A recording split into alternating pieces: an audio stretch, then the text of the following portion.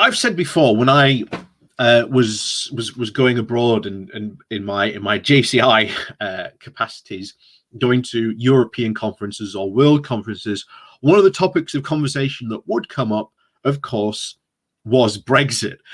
And I think it would be very, very interesting to say that some people were really interested. Some people would mention it as like a little,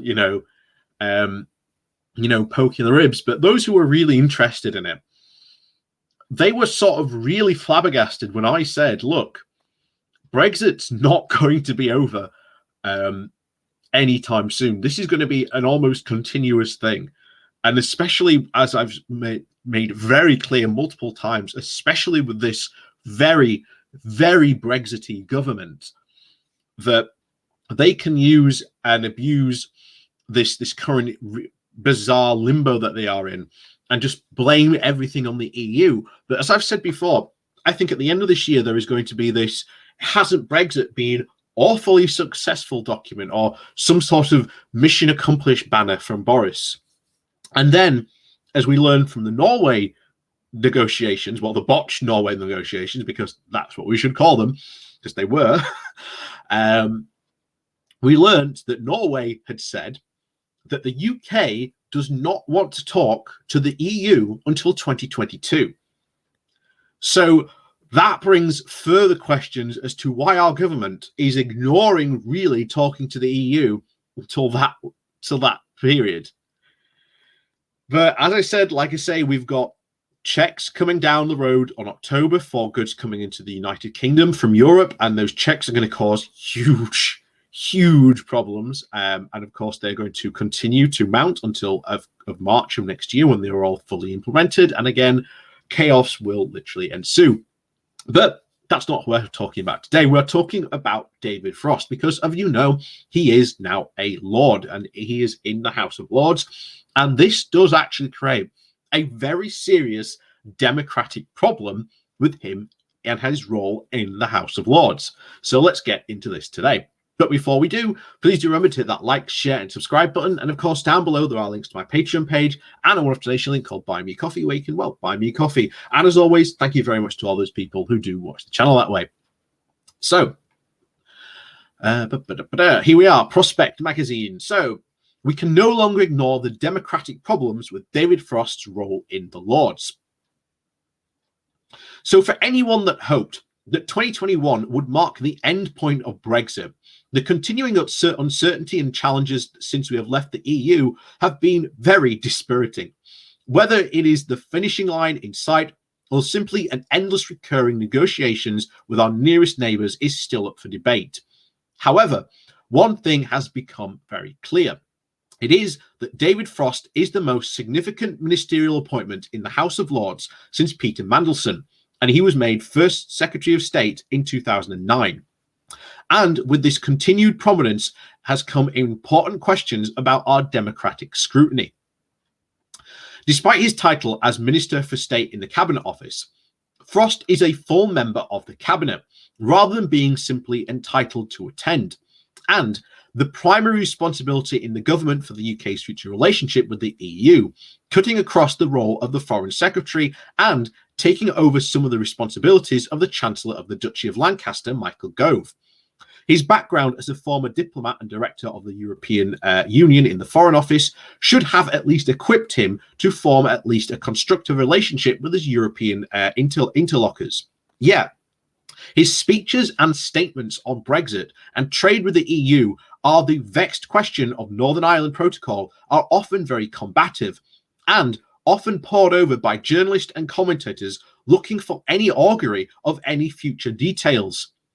Frost's appointment, which took effect in March of 2021, was immediately criticised by the opposition Emily Thornberry, arguing that we finally got one minister taking grip of the problem with our post-Brexit trade relationship with Europe, someone who has never even been elected by anyone in this country and wouldn't even be accountable in the House of Commons for any of us who have. The Institute for Government, however, says that Frost's appointments made sense and drew different strands of the EU-UK relationship into place in the government, although it warned of the potentially significant and more hostile strategy towards the EU. But does it matter if a senior minister sits in the Lords, and what potential challenges flow from such an arrangement? In theory, there is no constitutional objections for senior ministers being members of the upper house. Ministers who sit in the Lords are still subject to questions, although be it from members of the unelected house, and also make written and oral statements to their fellow peers, and can attend select committees in both the House and for some roles, such as Lord Chancellor and the Attorney General, who are not technically a member of the Cabinet, but still are entitled to attend. The ability to appoint well-qualified outsiders who do not aspire to other political offices is arguably an advantage. Nevertheless, since Peter Clarendon's resignation in 1982, there have been only a very handful of cabinet-level appointees, excluding Lord Chancellors and Leader of the House.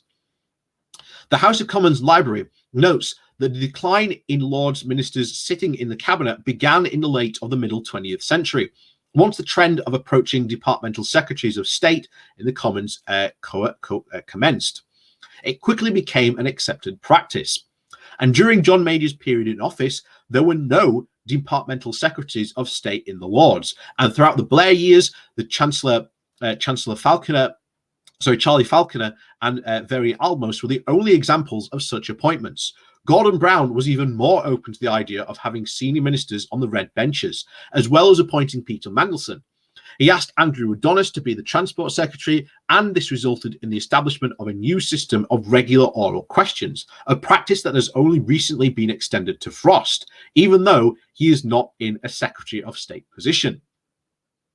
Brown also appointed qualified proliferation of outsiders to ministerial roles in the House of Lords to help build a government of all talents. In 2011, a UCL report of this approach concluded that some outsider ministers were regarded as very successful, and it remained an issue of democratic accountability to Parliament, though. Although there are methods by which ministers can be appointed in the Lords and can be held account by the Commons, MPs of a particular demands for accountability directed at secretaries of states in the Lords. The resulting to questions of Frost appointments are real challenges are really presented by the cross-cutting issues like Brexit, which has engaged multiple departments of state and has a significant impact across the UK. The question of accountability is particularly important since the negotiations with the EU have frequently been conducted in a less than transparent fashion, and in very contentious policies have been pursued by the UK government. Frost appointments to the so-called chair of the UK-EU Joint Committee of the Partnership Council also means that the Commons has lost direct access to the minister representing the UK in these key bodies tasked with managing the relationship, save when it can be convened to appear before the relevant select committee.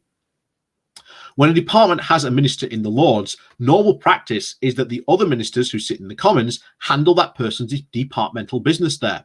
The green and the myriad responsibilities of the Cabinet Office. These are not so to prove very sensible for Frost.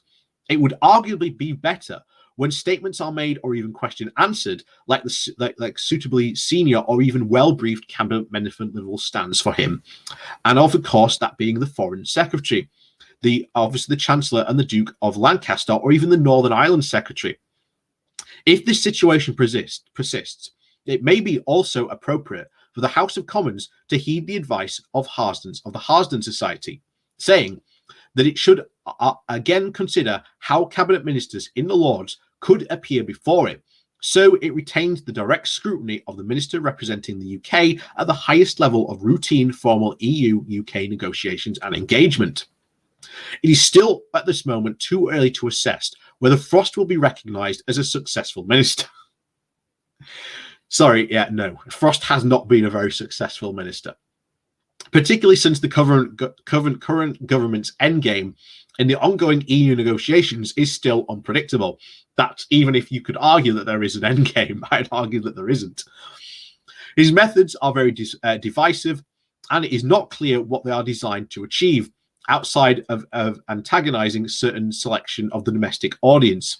Yet, he appears popular with grassroots Conservative voters, and a recent poll of party members at the Conservative Home suggested that he is currently leading the third most popular member of the cabinet. Controvertibly, his approach might be designed to kick controversial issues down the road, so the current extensions of the post-Brexit grace periods in Northern Ireland become established practice. But the government may also truly wish to make substantial changes to the Brexit deal, and might be seeking to try and ramp up pressure on the EU in advance of the 2022 elections in Northern Ireland. And with the outside risk that unionist parties come to reject the trade provisions contained in the Northern Ireland Protocol when the Assembly votes on them in 2024. That is a very troubling prospect, and one that could leave the UK's and EU's future relationship very far from clear.